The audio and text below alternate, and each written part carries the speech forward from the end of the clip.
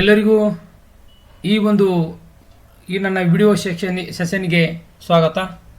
ಈ ಒಂದು ವಿಡಿಯೋದಲ್ಲಿ ನಾನು ರಾಜ್ಯಶಾಸ್ತ್ರ ವಿಭಾಗದಲ್ಲಿ ಬರ್ತಕ್ಕಂಥ 10ನೇ ತರಗತಿಯ ಸಮಾಜ ವಿಜ್ಞಾನದಲ್ಲಿ ಬರ್ತಕ್ಕಂಥ ಸಾರ್ವಜನಿಕ ಆಡಳಿತ ಒಂದು ಪರಿಚಯ ಈ ಒಂದು ಪಾಠದ ಕುರಿತು ಈ ಒಂದು ವಿಡಿಯೋದಲ್ಲಿ ಚರ್ಚಿಸಿದ್ದೀನಿ. ತಮಗೆ ಸ್ವಾಗತ. Welcome to the Arjun Reddy digital world. ರಚನೆ ಮತ್ತು ಪ್ರಸ್ತುತಿ ಶ್ರೀ AR ಅಂಚನಾಳ್. ಶಿಕ್ಷಕರು ಸರ್ಕಾರಿ ಕರ್ನಾಟಕ ಪಬ್ಲಿಕ್ ಸ್ಕೂಲ್ ಮುಗಳೋಳಿ ತಾಲೂಕಾ ಹಾಗೂ ಜಿಲ್ಲಾ ಬಾಗಲಕೋಟ್. ಸಾರ್ವಜನಿಕ ಆಡಳಿತ ಒಂದು ಪರಿಚಯ. ಈ ಅಧ್ಯಾಯದಲ್ಲಿ ಕೆಳಗಿನ ಅಂಶಗಳನ್ನು ನಾವು ತಿಳಿತಾ ಹೋಗ್ತೀವಿ.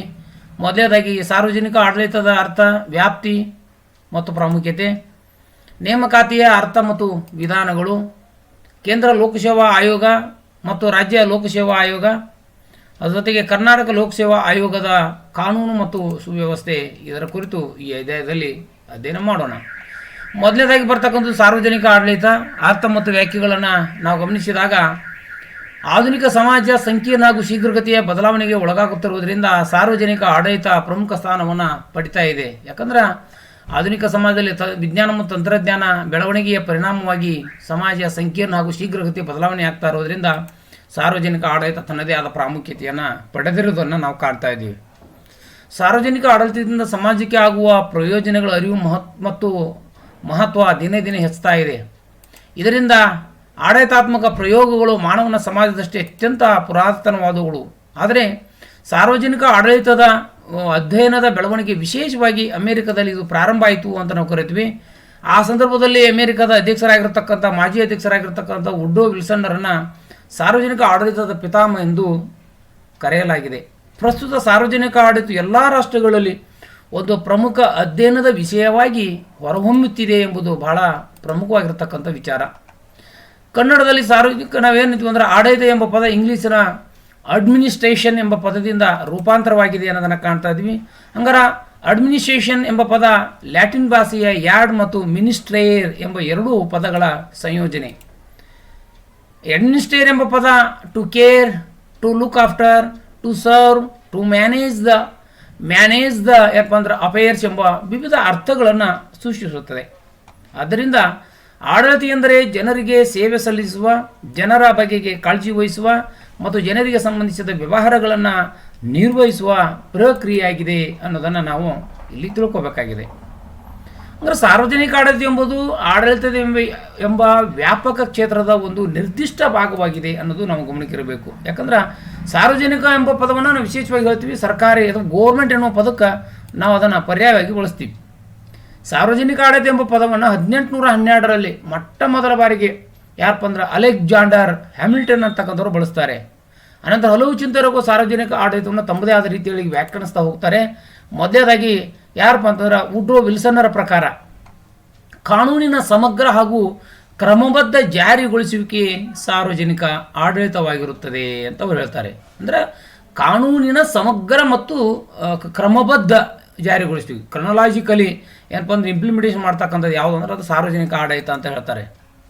ಇನ್ನು ಎರಡನೇದು ಪಿಪ್ನರ್ ಅಂತಕ್ಕಂಥ ಒಬ್ಬ ರಾಜ್ಯಶಾಸ್ತ್ರಜ್ಞರ ಪ್ರಕಾರ ಸಾರ್ವಜನಿಕ ನೀತಿಯನ್ನು ಜಾರಿಗೊಳಿಸುವ ಸಾಮೂಹಿಕ ಯತ್ನದ ಸಂಯೋಜನೆಯೇ ಸಾರ್ವಜನಿಕ ಆಡಳಿತವಾಗಿರುತ್ತದೆ ಅಂತಕ್ಕಂಥದ್ದನ್ನು ಹೇಳ್ತಾರೆ. ಅದನ್ನು ಬಿಟ್ಟರೆ ಇನ್ನು ಮೂರನೆಯ ಪ್ರಮುಖವಾಗಿರ್ತಕ್ಕಂಥ ರಾಜ್ಯಶಾಸ್ತ್ರಜ್ಞರಾಗಿರ್ತಕ್ಕಂಥ ಲೂಥರ್ ಗುಲಿಕರ ಪ್ರಕಾರ ಸಾರ್ವಜನಿಕ ಆಡಳಿತ ಎಂದರೆ ನೋಡ್ತಾ ಹೋಗೋಣ. ಸಾರ್ವಜನಿಕ ಆಡಳಿತವು ಸರ್ಕಾರದ ಕಾರ್ಯಗಳನ್ನು ನಿರ್ವಹಿಸುವ ಕಾರ್ಯಾಂಗದ ಶಾಖೆಗೆ ಸಂಬಂಧಿಸಿದ್ದು ಅಂತಕೊಂಡು ಹೇಳ್ತಾರೆ ಅವರು.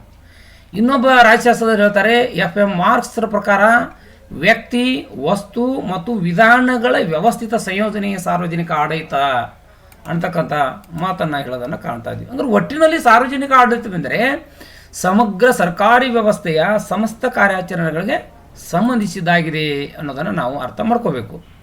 ರಾಜ್ಯದ ದೈನಂದಿನ ವ್ಯವಹಾರಗಳನ್ನು ನಡೆಸಿಕೊಂಡು ಹೋಗುವ ಸರ್ಕಾರದ ಅಂಗವೇ ಸಾರ್ವಜನಿಕ ಆಡಳಿತ. ಹೌದಿರು, ಭಾಳ ಮುಖ್ಯವಾಗಿರ್ತಕ್ಕಂಥದ್ದು.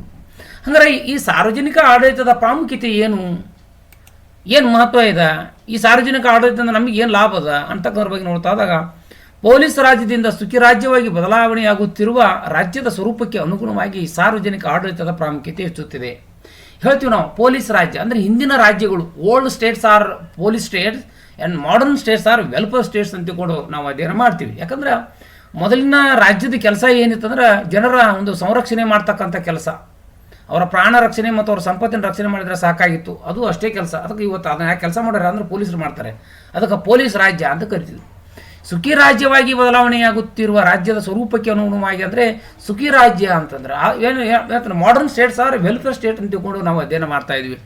ಯಾಕಂದ್ರೆ ರಾಜ್ಯದ ಕೆಲಸ ಏನು ಅಂತಂದ್ರೆ ಪ್ರತಿಯೊಂದು ಜನರ ಹುಟ್ಟುವ ಮಗುವಿನಿಂದ ತಾಯಿಯ ಗರ್ಭದಲ್ಲಿರುವಾಗ ಆ ಕೊನೆಯವರೆಗೂ ಏನಪ್ಪ ಅಂದ್ರೆ ಆ ವ್ಯಕ್ತಿ ಬೆಳೆದು ದೊಡ್ಡವನಾಗಿ ಹೌದಾ ಕೊನೆಗೆ ಮಸನದವರೆಗೂ ಸಹಿತ ಅವನ ಒಂದು ಏನಪ್ಪ ಅಂದ್ರೆ ಕಲ್ಯಾಣದ ಕಾರ್ಯ ಪ್ರತಿಯೊಂದು ಜವಾಬ್ದಾರಿಯನ್ನು ಇವತ್ತು ಪ್ರತಿ ಹಂತದಲ್ಲೂ ಏನು ಮಾಡ್ತಾ ಇದೆ ಅಂದ್ರೆ ಸರ್ಕಾರಗಳು ಅಥವಾ ರಾಜ್ಯಕ್ಕೆ ಕೆಲಸ ಮಾಡ್ತಾ ಇದೆ, ಸರ್ಕಾರಗಳಿಗೆ ಕೆಲಸ ಮಾಡ್ತಾ ಇದ್ದೇವೆ. ಆದ್ದರಿಂದ ಅದಕ್ಕೆ ಸುಖಿ ರಾಜ್ಯ ಅಂತ ಕರಿತೀವಿ. ಜನರ ಸುಖಗೋಸ್ಕರ ಏನೇನು ಮಾಡಬೇಕು ಅಂತಕ್ಕಂಥದ್ದನ್ನು ಎಲ್ಲವನ್ನೂ ಸರ್ಕಾರ ಮಾಡ್ತಾ ಇರೋದ್ರಿಂದ ಸುಖಿ ರಾಜ್ಯ ಅಂತ ತಿಳ್ಕೊಂಡು ಕರಿತಾ ಇದ್ದಾರೆ. ಅದಕ್ಕೆ ಸುಖಿ ರಾಜ್ಯವಾಗಿ ಬದಲಾವಣೆಯಾಗುತ್ತಿರುವ ರಾಜ್ಯದ ಸ್ವರೂಪಕ್ಕೆ ಅನುಗುಣವಾಗಿ ಸಾರ್ವಜನಿಕ ಆಡಳಿತ ಪ್ರಾಮುಖ್ಯತೆಯು ಹೆಚ್ಚುತ್ತಾ ಇದೆ.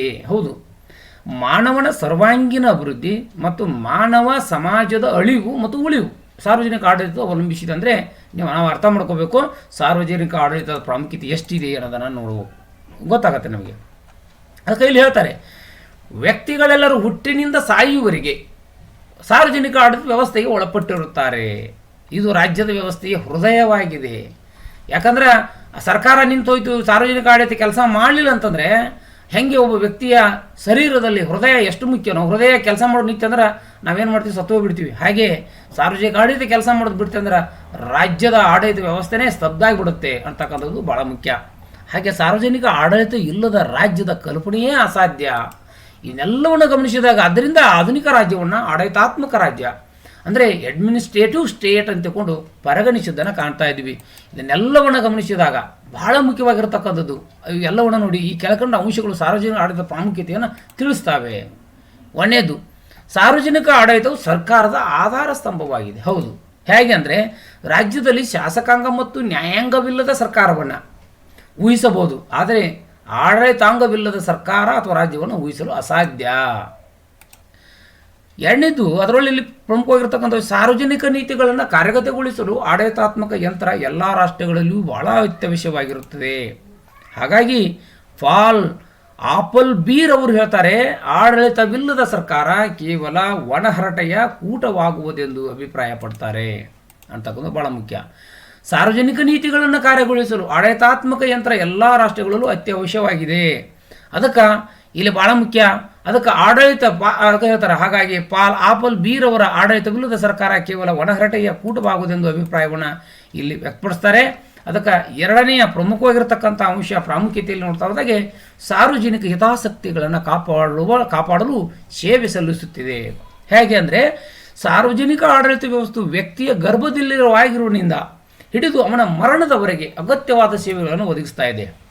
ಶಾಂತಿ ಮತ್ತು ಸುವ್ಯವಸ್ಥೆಯನ್ನು ಕಾಪಾಡಿ ಜನರ ಏನಪ್ಪ ಅಂದ್ರೆ ಪ್ರಾಣ ಹಾಗೂ ಆಸ್ತಿಯ ರಕ್ಷಣೆ, ನ್ಯಾಯ ಒದಗಿಸುವುದು, ಶಿಕ್ಷಣ ನೀಡುವುದು, ಉದ್ಯೋಗಾವಕಾಶಗಳನ್ನು ಕೊಡುವುದು, ಅವಶ್ಯಕ ವಸ್ತುಗಳನ್ನು ಪೂರೈಸುವುದು, ದೇಶದ ರಕ್ಷಣೆ ಮಾಡಬೇಕು, ಆರ್ಥಿಕ ಸಮಾನತೆಯನ್ನು ಉಂಟು ಮಾಡೋದು ಮುಂತಾದ ಎಲ್ಲ ರೀತಿಯ ಸೇವೆಗಳನ್ನು ಸಾರ್ವಜನಿಕ ಆಡಳಿತ ಇವತ್ತು ಮಾಡ್ತಾ ಇದೆ ಅನ್ನೋದು ಭಾಳ ಮುಖ್ಯ.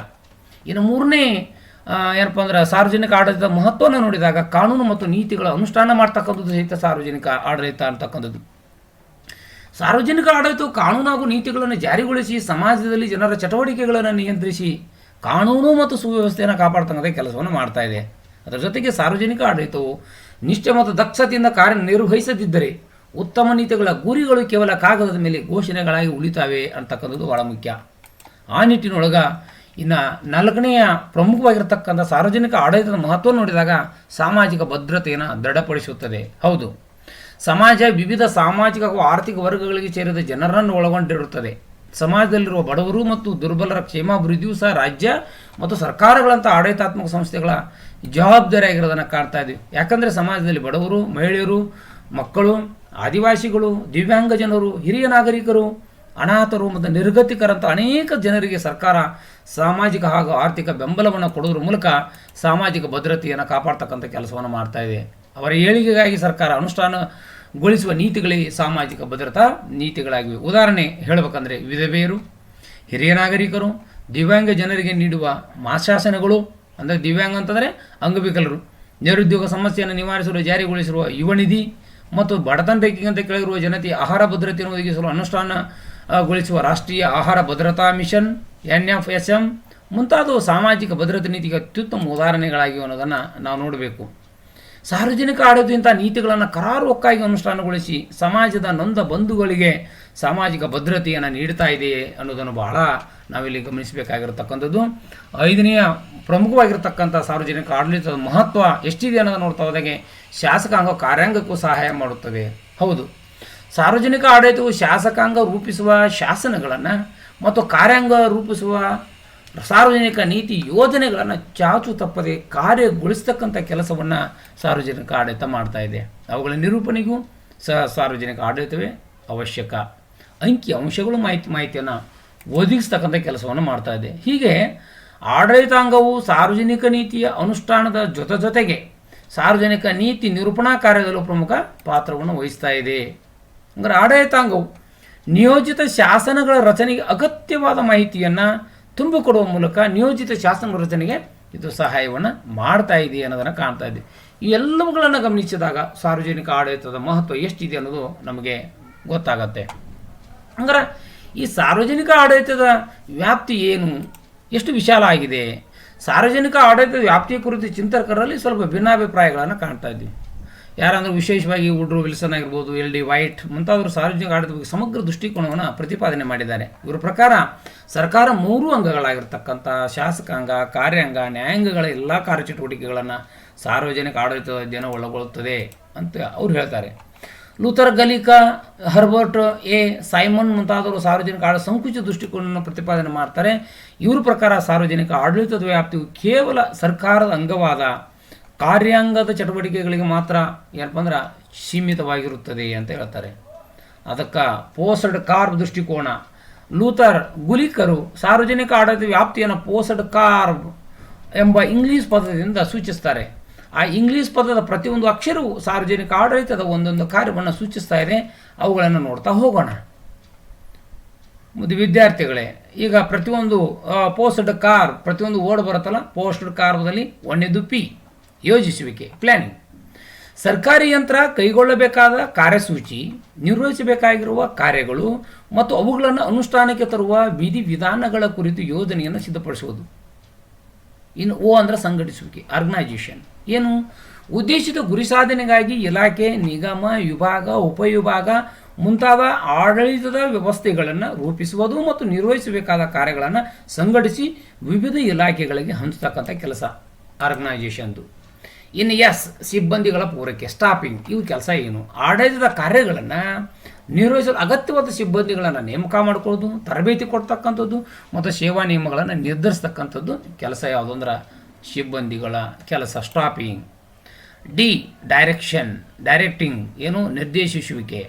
ಸರ್ಕಾರದ ವಿವಿಧ ಇಲಾಖೆಗಳಿಗೆ ಕಾಲಕಾಲಕ್ಕೆ ಆದೇಶಗಳನ್ನು ಮತ್ತು ನಿರ್ದೇಶನಗಳನ್ನು ನೀಡುವುದು ಮತ್ತು ತೀರ್ಮಾನಗಳನ್ನು ಕೈಗೊಳ್ಳುವ ಕೆಲಸ ನಿರ್ದೇಶನದಲ್ಲಿ, ಡೈರೆಕ್ಟಿಂಗ್ದಲ್ಲಿ ಬರುತ್ತೆ. ಇನ್ನು ಏನಪ್ಪ ಅಂದ್ರೆ ಕೋಆರ್ಡಿನೇಟಿಂಗ್, ಸಮನ್ವಯಗೊಳಿಸುವಿಕೆ.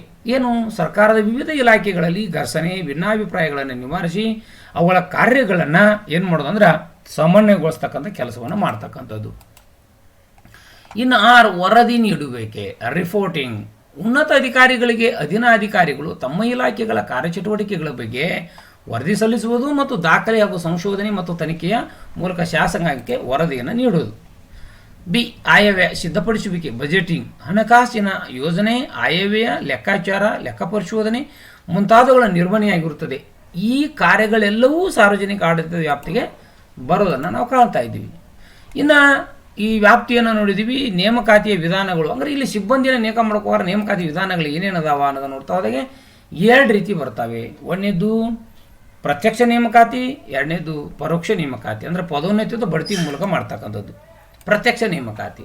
ಪ್ರತ್ಯಕ್ಷ ನೇಮಕಾತಿಯನ್ನು ನೇರ ನೇಮಕಾತಿ ಅಂತ ಕರೀತಾರೆ. ನೇರ ನೇಮಕಾತಿಯು ಜನಪ್ರಿಯ ಹಾಗೂ ವೈಜ್ಞಾನಿಕ ವಿಧಾನ, 2 ಮಾತಿಲ್ಲ. ಯಾಕಂದ್ರೆ ಅರ್ಹ ಅಭ್ಯರ್ಥಿಗಳನ್ನು ಸ್ಪರ್ಧಾತ್ಮಕ ಪರೀಕ್ಷೆಗಳ ಮೂಲಕ ನಿಶ್ಚಿತ ರೀತಿಯಲ್ಲಿ ಆಯ್ಕೆ ಮಾಡೋದು ನೇರ ನೇಮಕಾತಿ ಆಗಿರುತ್ತೆ. ಇಲ್ಲಿ ಸೇವೆಗೆ ಸೇರಬೇಕಾಗಿರೋ ಒಂದು ಅಭ್ಯರ್ಥಿಗಳು ಕೆಲವು ಸಾಮಾನ್ಯ ಹಾಗೂ ವಿಶೇಷ ಅರ್ಹತೆಗಳನ್ನು ಹೊಂದಿರಬೇಕು. ಉದಾಹರಣೆಗೆ ನಾಗರಿಕ ಸೇವೆಗಳು ನಡೆಯುವ ಏನು ನೇಮಕಾತಿಗಳು ಏನು ನಡೀತಾವ, ಉದಾಹರಣೆಗೆ ಅಲ್ಲಿ ಅದರ ಮೂಲಕ ಆಯ್ಕೆ ಆಗ್ತಕ್ಕಂಥದ್ದು. ಪರೋಕ್ಷ ನೇಮಕಾತಿ ಅಂತಂದರೆ, ಪರೋಕ್ಷ ನೇಮಕಾತಿಯನ್ನು ಆಂತರಿಕ ನೇಮಕಾತಿ ಅಂತ ಕರೀತಾರೆ. ಮತ್ತು ಈಗಾಗಲೇ ಸರ್ಕಾರಿ ಸೇವೆಯಲ್ಲಿ ಹುದ್ದೆಯಲ್ಲಿರುವವರನ್ನೇ ಅವರ ವಿದ್ಯಾರ್ಥಿ ಮತ್ತು ಸೇವಾ ಹಿರಿತನ ಆಧಾರದ ಮೇಲೆ ಮೇಲ್ದರ್ಜೆ ಹುದ್ದೆಗಳಿಗೆ ನೇಮಕ ಮಾಡ್ತಕ್ಕಂಥದ್ದು ಇಲ್ಲಿ ನಾವು ನೋಡ್ತಾ ಇದ್ವಿ. ಇದನ್ನೇ ಪದೋನ್ನತಿ ಮತ್ತು ಬಡ್ತಿಯ ವಿಧಾನ ಅಂತ ಕರೀತಾರೆ. ಇಂಥ ಪದ್ಧತಿಯನ್ನು ಸಾಮಾನ್ಯವಾಗಿ ಎಲ್ಲ ರಾಷ್ಟ್ರಗಳಲ್ಲಿ ಅಳವಡಿಸಿಕೊಳ್ಳಲಾಗಿದೆ. ಈ ಪದ್ಧತಿ ಭಾರತದಲ್ಲಿಯೂ ಜಾರಿಯಲ್ಲಿದೆ. ಇನ್ನು ಕೇಂದ್ರ ಲೋಕಸೇವಾ UPSC union public service commission ಅಂತ ತಗೊಂಡು ಬರುತ್ತೆ. ಇದು ಸಂವಿಧಾನದ ವಿಧಿ 315 ಅಡಿ ಒಳಗೆ ಸ್ಥಾಪಿತವಾಗಿರ್ತಕ್ಕಂಥ ಸಂವಿಧಾನಾತ್ಮಕ ಒಂದು ಸಂಸ್ಥೆ. ಈ ಆಯೋಗದಲ್ಲಿ ಒಬ್ಬರು ಅಧ್ಯಕ್ಷರು ಇರ್ತಾರೆ ಮತ್ತು 10 ಜನ ಸದಸ್ಯರಿರ್ತಾರೆ. ಇವರೆಲ್ಲರನ್ನ ರಾಷ್ಟ್ರಾಧ್ಯಕ್ಷರು ಅಂದರೆ ರಾಷ್ಟ್ರಪತಿ ನೇಮಕ ಮಾಡ್ತಾರೆ. ಇವರ ಅಧಿಕಾರ ಅವಧಿ ನೇಮಕವಾದ ದಿನಾಂಕದಿಂದ 6 ವರ್ಷಗಳ ಅವಧಿಗೆ ಇರುತ್ತೆ. ಅಥವಾ ಅವರಿಗೆ 65 ವರ್ಷ ಎಲ್ಲಿಗಾಗತ್ತಲ್ಲ ವಯೋಮಾನದ ಇವುಗಳಲ್ಲಿ ಯಾವುದು ಮೊದಲಾಗಿರುತ್ತದೋ ಅದನ್ನು ಪರಿಗಣಿಸಿ ಸದಸ್ಯತ್ವದ ಅವಧಿಯನ್ನು ಅಂತ್ಯಗೊಳಿಸಲಾಗುತ್ತೆ. ಇನ್ನು ರಾಷ್ಟ್ರಾಧ್ಯಕ್ಷರು ಲೋಕಸೇವಾ ಆಯೋಗದ ಅಧ್ಯಕ್ಷರು ಮತ್ತು ಸದಸ್ಯರುಗಳನ್ನು ಸಾಬೀತಾದ ದುರ್ನಡತೆ ಮತ್ತು ಅಸಮರ್ಥತೆಯ ಆಧಾರದ ಮೇಲೆ ವಜಾ ಮಾಡುವ ಅಧಿಕಾರವನ್ನು ಹೊಂದಿರ್ತಾರೆ. ಸಂವಿಧಾನ ಅಂತ ಅಧಿಕಾರವನ್ನು ರಾಷ್ಟ್ರಪತಿಗೆ ಕೊಟ್ಟಿದೆ. ಆಯೋಗವು ಶಾಸಕಾಂಗ ಹಾಗೂ ಕಾರ್ಯಾಂಗಗಳ ಹಸ್ತಕ್ಷೇಪವಿಲ್ಲದೆ ಸ್ವತಂತ್ರವಾಗಿ ಕಾರ್ಯನಿರ್ವಹಿಸುತ್ತದೆ. ಅದು ಬಹಳ ಮುಖ್ಯ. ಈ ಆಯೋಗದಲ್ಲಿ ಕಾರ್ಯದರ್ಶಿಯವರು ಇರ್ತಾರೆ. ಕೇಂದ್ರ ಲೋಕಸೇವಾ ಆಯೋಗದ ಕೇಂದ್ರ ಕಚೇರಿ ನವದೆಹಲಿಯಲ್ಲಿ ಇರೋದನ್ನು ಕಾಣ್ತಾ ಇದ್ವಿ. ಹಾಗಾದ್ರೆ ಇದರ ಕಾರ್ಯಗಳೇನು? 320ನೇ ವಿಧಿಯ ಪ್ರಕಾರ ಇಲ್ಲಿ ಇದರ ಕಾರ್ಯವನ್ನು ನಿರ್ವಹಿಸುತ್ತೆ. ಕೇಂದ್ರ ಸರ್ಕಾರದ ಎ ಮತ್ತು ಬಿ ವೃಂದದ ಹುದ್ದೆಗಳಿಗೆ ನೇಮಕ ಮಾಡಲು ಸ್ಪರ್ಧಾತ್ಮಕ ಪರೀಕ್ಷೆ ನಡೆಸ್ತಕ್ಕಂಥದ್ದು ಮೊದಲನೇ ಕಾರ್ಯ. ಎರಡನೇದು ನೇರ ನೇಮಕಾತಿ ವ್ಯಕ್ತಿತ್ವ ಪರೀಕ್ಷೆ ನಡೆಸ್ತಕ್ಕಂಥದ್ದು ಎರಡನೇ ಕಾರ್ಯ. ಮೂರನೇ ಕಾರ್ಯ ವಿವಿಧ ಹುದ್ದೆಗಳ ಬಡ್ತಿ ಹಾಗೂ ವರ್ಗಾವಣೆಗೆ ಅನುಸರಿಸಬೇಕಾದ ಸೇವೆಗಳ ಬಗ್ಗೆ ಸರ್ಕಾರಕ್ಕೆ ಸಲಹೆ ನೀಡ್ತಕ್ಕಂಥ ಕೆಲಸವನ್ನು ಲೋಕಸೇವಾ ಆಯೋಗ ಮಾಡುತ್ತೆ. ನಾಲ್ಕನೇದು ಕೇಂದ್ರ ಹಾಗೂ ರಾಜ್ಯ ಸರ್ಕಾರಗಳ ವಿವಿಧ ಹುದ್ದೆಗಳಿರ್ತಕ್ಕಂಥ ಅಧಿಕಾರಿಗಳು ದುರ್ವರ್ತನೆ ಮೇರೆಗೆ ಶಿಸ್ತು ಕ್ರಮ ತೆಗೆದುಕೊಳ್ಳುವ ಬಗ್ಗೆ ಸರ್ಕಾರಕ್ಕೆ ಸಲಹೆ ನೀಡ್ತಕ್ಕಂಥ ಕೆಲಸವನ್ನು ಕೇಂದ್ರ ಲೋಕಸೇವಾ ಆಯೋಗ ಮಾಡುತ್ತೆ. ರಾಷ್ಟ್ರಾಧ್ಯಕ್ಷರ ಸೂಚನೆಯ ಮೇರೆಗೆ ಯಾವುದೇ ವಿಷಯಗಳಿಗೆ ಸರ್ಕಾರಕ್ಕೆ ಸಲಹೆ ನೀಡತಕ್ಕಂಥ ಕೆಲಸವನ್ನು ಕೇಂದ್ರ ಲೋಕಸೇವಾ ಆಯೋಗ ಮಾಡುತ್ತೆ ಅಂತಕ್ಕಂಥದ್ದು. ಆಯೋಗವು ರಾಷ್ಟ್ರ ಮಟ್ಟದಲ್ಲಿ ನಾಗರಿಕ ಸೇವೆ, ತಾಂತ್ರಿಕ ಸೇವೆ, ವೈದ್ಯಕೀಯ ಸೇವೆ, ರಕ್ಷಣಾ ಸೇವೆಗಳಿಗೆ ಸಂಬಂಧಿಸಿದಂತೆ ನೇಮಕಾತಿಗಾಗಿ ಸ್ಪರ್ಧಾತ್ಮಕ ಪರೀಕ್ಷೆಗಳನ್ನು ಮತ್ತು ವ್ಯಕ್ತಿತ್ವ ಪರೀಕ್ಷೆಗಳನ್ನು ನಡೆಸ್ತಕ್ಕಂಥ ಕೆಲಸವನ್ನು ಮಾಡುತ್ತೆ. ಇವುಗಳಲ್ಲಿ ನಾಗರಿಕ ಸೇವೆಗಾಗಿ ನಡೆಸುವ ಪರೀಕ್ಷೆಗಳನ್ನು ಸಿವಿಲ್ ಸರ್ವಿಸ್ ಪರೀಕ್ಷೆಗಳಂತ ಕರಿತೀವಿ. ಯಾವ್ಯಾವು? IAS ಭಾರತೀಯ ಆಡಳಿತ ಸೇವೆ, ಇಂಡಿಯನ್ ಅಡ್ಮಿನಿಸ್ಟ್ರೇಟಿವ್ ಸರ್ವಿಸ್ ಅಂತ ಕರಿತೀವಿ. IPS ಭಾರತೀಯ ಪೊಲೀಸ್ ಸೇವೆ, ಇಂಡಿಯನ್ ಪೊಲೀಸ್ ಸರ್ವಿಸ್ ಅಂತ ಕರಿತೀವಿ. IFOS ಅಂತ ಕರಿತೀವಿ, ಭಾರತೀಯ ಅರಣ್ಯ ಸೇವೆ ಅಂತ ಕರಿತೀವಿ. ಅಂದರೆ ಇಂಡಿಯನ್ ಫಾರೆಸ್ಟ್ ಸರ್ವಿಸ್ ಅಂತ ತಿಳ್ಕೊಂಡು ಇಲ್ಲಿ ಈ ಪರೀಕ್ಷೆಯನ್ನು ಅದೇ ನಡೆಸುತ್ತೆ. ಅದ್ರ ಜೊತೆಗೆ IFS ಭಾರತೀಯ ವಿದೇಶಾಂಗ ಸೇವೆ, ಇಂಡಿಯನ್ ಫಾರಿನ್ ಸರ್ವಿಸ್. ಅದು IRS ಅಂತ ಭಾರತೀಯ ಕಂದಾಯ ಸೇವೆ, ಇಂಡಿಯನ್ ರೆವಿನ್ಯೂ ಸರ್ವಿಸ್. ಇನ್ನು IAS ಅಂತ ತಿಳ್ಕೊಂಡು ಭಾರತೀಯ ಲೆಕ್ಕ ಪರಿಶೋಧನೆ ಮತ್ತು ಖಾತೆಗಳ ಸೇವೆ, Indian audit and accounts service ಮುಂತಾದ ನಾಗರಿಕ ಸೇವೆಗಳು ಮುಖ್ಯವಾಗಿರುತ್ತವೆ. ಈ ಎಲ್ಲ ಮೇಲ್ಕಂಡ ಸೇವೆಗಳ ನೇಮಕಾತಿಗಾಗಿ ನಡೆಸಲ್ಪಡ್ತಕ್ಕಂಥ ಪರೀಕ್ಷೆಗಳು 3 ಹಂತಗಳನ್ನು ಒಳಗೊಂಡಿವೆ. ಒಂದನೇದು ಪೂರ್ವಭಾವಿ ಪರೀಕ್ಷೆ, ಪ್ರಿಲಿಮಿನರಿ ಎಕ್ಸಾಮ್ ಅಂತ ಕರಿತೀವಿ. ಮುಖ್ಯ ಪರೀಕ್ಷೆ, ಮೇನ್ ಎಕ್ಸಾಮ್ ಅಂತ ಕರಿತೀವಿ. ನಂತರ ವ್ಯಕ್ತಿತ್ವ ಪರೀಕ್ಷೆ ಅಂತ ಕರಿತೀವಿ. ಸಂದರ್ಶನ, ಇಂಟರ್ವ್ಯೂ ಅಂತ ಕರಿತೀವಿ. ಇಂಟರ್ವ್ಯೂವನ್ನು ಕರೀತಾರೆ. ರಾಜ್ಯ ಲೋಕಸೇವಾ ಹಂಗಾರೆ ಇವೆಲ್ಲವೂ ಇದರ ಮೂಲಕ ಈ ರೀತಿಯಾಗಿ ಕೇಂದ್ರ ಲೋಕಸೇವಾ ಆಯೋಗ ಏನು ಮಾಡುತ್ತಾ ಅಭ್ಯರ್ಥಿಗಳನ್ನು ಆಯ್ಕೆ ಮಾಡುತ್ತೆ. ಇನ್ನು ರಾಜ್ಯ ಲೋಕಸೇವಾ SPSC state public service commission ಅಂತಕೊಂಡು ಬರುತ್ತೆ. ಇದು ಸಂವಿಧಾನ 315 ವಿಧಿ ಅನ್ನುವುದರಲ್ಲಿ ಕೇಂದ್ರದಲ್ಲಿ ಲೋಕಸೇವಾ ಆಯೋಗ ಆಗಿರುವಂತೆ ರಾಜ್ಯದಲ್ಲಿ ರಾಜ್ಯ ಲೋಕಸೇವಾ ಆಯೋಗವು ಅಸ್ತಿತ್ವದಲ್ಲಿರೋದನ್ನು ಕಾರಣ ಇದೊಂದು ಸಂವಿಧಾನಾತ್ಮಕವಾಗಿರ್ತಕ್ಕಂಥ ಸಂಸ್ಥೆ. ಹಾಗೆ ಎರಡಕ್ಕಿಂತ ಹೆಚ್ಚು ರಾಜ್ಯಗಳಲ್ಲಿ ಜಂಟಿಯಾಗಿ ಈ ಆಯೋಗ ರಚನೆಗೆ ಅವಕಾಶ ಮಾಡಿಕೊಟ್ಟಿದೆ. ಆದರೆ ಜಂಟಿ ಲೋಕಸೇವಾ ಆಯೋಗಗಳು ಸಂವಿಧಾನಾತ್ಮಕ ಸಂಸ್ಥೆಗಳಲ್ಲ, ಅವುಗಳು ಶಾಸನಬದ್ಧ ಸಂಸ್ಥೆಗಳಾಗಿವೆ. ನಾವು ಅನುಕೂಲವಾಗಿ ಮಾಡ್ಕೊಂಡಿದ್ದೀವಿ. ಕರ್ನಾಟಕ ಲೋಕಸೇವಾ ಆಯೋಗ KPSC Karnataka public service commission ಅಂತಕೊಂಡು 315 ವಿಧಿ ಅಡಿಗಳು ಕರ್ನಾಟಕ ಲೋಕಸೇವಾ ಆಯೋಗ 18/5/1951 ಇದು ಸ್ಥಾಪಿಸಲ್ಪಡುತ್ತೆ. ಈ ಆಯೋಗ ಪ್ರಸ್ತುತ ಒಬ್ಬರು ಅಧ್ಯಕ್ಷರು ಮತ್ತು 11 ಜನ ಸದಸ್ಯರು ಇವತ್ತು ನಮ್ಮ ರಾಜ್ಯದಲ್ಲಿ ಕೆಲಸ ಮಾಡ್ತಾ ಇದ್ದಾರೆ. ಈ ರಾಜ್ಯಪಾಲರು ಇವರನ್ನು ನೇಮಕ ಮಾಡ್ತಾರೆ. ಅವರ ನೇಮಕ ದಿನಾಂಕದಿಂದ 6 ವರ್ಷಗಳು ಅಥವಾ 62 ವಯಸ್ಸಿನವರಿಗೆ ಇದ್ದು ಇವುಗಳಲ್ಲಿ ಯಾವುದು ಮೊದಲಾಗುತ್ತದೋ ಅದನ್ನು ಪರಿಗಣಿಸಿ ಸದಸ್ಯತ್ವ ಅವಧಿಯನ್ನು ಅಂತ್ಯಗೊಳಿಸಬಹುದು. ಈ ಆಯೋಗದ ಕೇಂದ್ರ ಕಚೇರಿ ಬೆಂಗಳೂರಿನಲ್ಲಿರೋದನ್ನು ಕಾಣ್ತಾ ಇದ್ವಿ ಮತ್ತು ಹಾಗೂ ಮೈಸೂರು, ಬೆಳಗಾವಿ, ಕಲಬುರಗಿ ಹಾಗೂ ಶಿವಮೊಗ್ಗಗಳಲ್ಲಿ ಇದರ ಪ್ರಾದೇಶಿಕ ಕಚೇರಿಗಳನ್ನು ಕಾಣ್ತಾ ಇದ್ವಿ. ಈ ಆಯೋಗದ ದೈನಂದಿನ ಆಡಳಿತಾತ್ಮಕ ಕಾರ್ಯಗಳ ನಿರ್ವಹಣೆಯ ಉಸ್ತುವಾರಿಗಾಗಿ ಕಾರ್ಯದರ್ಶಿಯವರಿದ್ದು ಪರೀಕ್ಷಾ ಕಾರ್ಯಗಳ ನಿರ್ವಹಣೆಗಾಗಿ ಪರೀಕ್ಷಾ ನಿಯಂತ್ರಕರು ಇರುತ್ತಾರೆ. ಹಂಗಾರೆ ರಾಜ್ಯ ಲೋಕಸೇವಾ ಆಯೋಗದ ಕರ್ನಾಟಕ ಲೋಕಸೇವಾ ಆಯೋಗದ ಕಾರ್ಯಗಳೇನು? ಒಂದನೇದು ರಾಜ್ಯ ಸರ್ಕಾರಿ ಸೇವೆಗೆ ಪತ್ರಾಂಕಿತ ಅಧಿಕಾರಿಗಳನ್ನು ಸ್ಪರ್ಧಾತ್ಮಕ ಪರೀಕ್ಷೆ ಮತ್ತು ವ್ಯಕ್ತಿತ್ವ ಪರೀಕ್ಷೆಯ ಮೂಲಕ ಮತ್ತು ಅಪತ್ರಾಂಕಿತ ಸಿಬ್ಬಂದಿಗಳನ್ನು ಸ್ಪರ್ಧಾತ್ಮಕ ಪರೀಕ್ಷೆಗಳ ಮೂಲಕ ನಿಯಮಾನುಸಾರ ನೇಮಕ ಮಾಡ್ತಕ್ಕಂಥದ್ದು ಒಂದನೇ ಕಾರ್ಯ. ಉದಾಹರಣೆಗೆ ಹೇಳ್ತಾನೆ, ಉಪವಿಭಾಗಾಧಿಕಾರಿ AC ಅಸಿಸ್ಟೆಂಟ್ ಕಮಿಷನರ್, ಆರಕ್ಷಕ ಉಪಾಧೀಕ್ಷಕರು, ತಹಶೀಲ್ದಾರರು, ವಾಣಿಜ್ಯ ತೆರಿಗೆ ಅಧಿಕಾರಿ ಇತ್ಯಾದಿಗಳ ಹುದ್ದೆಗಳನ್ನು ಇವರು ಏನು ಮಾಡ್ತಾರೆ ಪರೀಕ್ಷೆಯನ್ನು ತಗೋತಾರೆ. ಇನ್ನು ಕೆಲವು ಹುದ್ದೆಗಳಿಗೆ ನೇಮಕಗಳು ಅಭ್ಯರ್ಥಿಗಳ ವ್ಯಕ್ತಿತ್ವ ಪರೀಕ್ಷೆಯನ್ನು ನಡೆಸ್ತಕ್ಕಂಥ ಕೆಲಸವನ್ನು ಮಾಡುತ್ತೆ. ಸರ್ಕಾರಿ ನೌಕರಿ ವರ್ಷಕ್ಕೆ 2 ಬಾರಿ ಇಲಾಖಾ ಪರೀಕ್ಷೆಗಳು ನಡೆಸ್ತಕ್ಕಂಥ ಕೆಲಸವನ್ನು ಮಾಡುತ್ತೆ. ಅದ್ರ ಜೊತೆಗೆ 4ನೇದು ಶಿಸ್ತು ಹಾಗೂ ಪೂರ್ವಾನ್ವಯ ಬಡ್ತಿ ಪ್ರಕರಣಗಳ ಬಗ್ಗೆ ಸರ್ಕಾರಕ್ಕೆ ಸಲಹೆಗಳನ್ನು ಕೊಡುತ್ತೆ. ಅದ್ರ ಜೊತೆಗೆ 5ನೇದು ಕೇಂದ್ರ ಲೋಕಸೇವಾ ಆಯೋಗದ ವತಿಯಿಂದ ರಾಜ್ಯದ ವಿವಿಧ ಪರೀಕ್ಷಾ ಕೇಂದ್ರಗಳು ನಡೆಯುವ ವಿವಿಧ ಸ್ಪರ್ಧಾತ್ಮಕ ಪರೀಕ್ಷೆಗಳ ಸಮನ್ವಯ ಕಾರ್ಯವನ್ನು ಸಹಿತ ರಾಜ್ಯ ಕರ್ನಾಟಕ ಲೋಕಸೇವಾ ಆಯೋಗ ಮಾಡೋದನ್ನು ಕಾಣ್ತಾ ಇದ್ದೀವಿ. ಕಾನೂನು ಮತ್ತು ಸುವ್ಯವಸ್ಥೆ ರಾಷ್ಟ್ರದ ಸುಖ ಶಾಂತಿಗೆ, ಐಕ್ಯತೆಗೆ ಮತ್ತು ಅಭಿವೃದ್ಧಿಗೆ ಕಾನೂನು ಸುವ್ಯವಸ್ಥೆ ಅತ್ಯವಶ್ಯಕವಾಗಿದೆ. ಅದಕ್ಕೆ ಶೀಘ್ರಗತಿಯಲ್ಲಿ ಬೆಳೆಯುತ್ತಿರುವ ಸಮಾಜದ ಬೆಳವಣಿಗೆ ದಿನಗಳಲ್ಲಿ ಕಾನೂನು ಸುವ್ಯವಸ್ಥೆ ಅತಿ ಪ್ರಮುಖ ಸ್ಥಾನವನ್ನು ಪಡೆದುಕೊಂಡಿದೆ. ಕಾನೂನು ಮತ್ತು ಸುವ್ಯವಸ್ಥೆ ಇವೆರಡೂ ಒಂದೇ ನಾಣ್ಯದ 2 ಮುಖಗಳಿದ್ದಂತೆ. ಯಾಕಂದರೆ ಸರ್ವರ ಸಂರಕ್ಷಣೆಗೆ ಕಾನೂನು ಆಡಳಿತ ಅಗತ್ಯವಾಗಿರುತ್ತದೆ. ಸಂವಿಧಾನದ 7ನೇ ಅನುಸೂಚಿಯ ಪ್ರಕಾರ ಕಾನೂನು ಸುವ್ಯವಸ್ಥೆಯನ್ನು ರಾಜ್ಯ ಪಟ್ಟಿಯಲ್ಲಿ ಉಲ್ಲೇಖಿಸಲಾಗಿದೆ. ಹಾಗಾಗಿ ಕಾನೂನು ಸುವ್ಯವಸ್ಥೆ ಕಾಪಾಡುವುದು ರಾಜ್ಯದ ಮುಖ್ಯ ಕರ್ತವ್ಯಗಳಲ್ಲಿ ಒಂದು. ಕೇಂದ್ರ ಸರ್ಕಾರ ರಾಜ್ಯಗಳಿಗೆ ಕಾನೂನು ಸುವ್ಯವಸ್ಥೆ ಕಾಪಾಡುವಲ್ಲಿ ನಿರ್ದೇಶನ ನೀಡತಕ್ಕಂಥ ಸಂವಿಧಾನಾತ್ಮಕ ಅಧಿಕಾರವನ್ನು ಪಡೆದಿದೆ. ಕೇಂದ್ರ ಸರ್ಕಾರದ ಪಾತ್ರ ಕಾನೂನು ಸುವ್ಯವಸ್ಥೆಯನ್ನು ಕಾಪಾಡಲು ಕೇಂದ್ರ ಸರ್ಕಾರದ ಹೊಣೆಗಾರಿಕೆಗೆ ಸಂಬಂಧಿಸಿದಂತೆ ಸಂವಿಧಾನ ಹಲವು ವಿಧಿಗಳಲ್ಲಿ ಏನಪ್ಪ ಅಂದರೆ ಹೇಳಲಾಗಿದೆ. ಉದಾಹರಣೆಗೆ ಸಂವಿಧಾನದ 350ನೇ ವಿಧಿ ಪ್ರಕಾರ ಬಾಹ್ಯ ಆಕ್ರಮಣಗಳಿಂದ ರಾಜ್ಯಗಳನ್ನು ಸಂರಕ್ಷಿಸತಕ್ಕಂಥದ್ದು. ಸಂವಿಧಾನದ 356ನೇ ವಿಧಿಯ ಪ್ರಕಾರ ರಾಜ್ಯದಲ್ಲಿ ಸಂವಿಧಾನಾತ್ಮಕ ಆಡಳಿತ ವಿಫಲವಾದಾಗ ರಾಜ್ಯ ತುರ್ತು ಪರಿಸ್ಥಿತಿ ಅಥವಾ ರಾಷ್ಟ್ರಾಧ್ಯಕ್ಷರ ಆಳ್ವಿಕೆ ಜಾರಿಗೊಳಿಸ್ತಕ್ಕಂಥದ್ದು. ಅದರ ಜೊತೆಗೆ ಸಾಮಾಜಿಕ ಭದ್ರತೆ ಒದಗಿಸಲು ಕೇಂದ್ರ ಗೃಹ ಮಂತ್ರಾಲಯವು ಸಶಸ್ತ್ರ ಸೈನಿಕ ಪಡೆಗಳನ್ನು ಹೊಂದಿದ್ದು ಅವುಗಳ ಮೂಲಕ ಕಾನೂನು ಹಾಗೂ ಸುವ್ಯವಸ್ಥೆ ಜವಾಬ್ದಾರಿಯನ್ನು ನಿರ್ವಹಿಸುವುದು.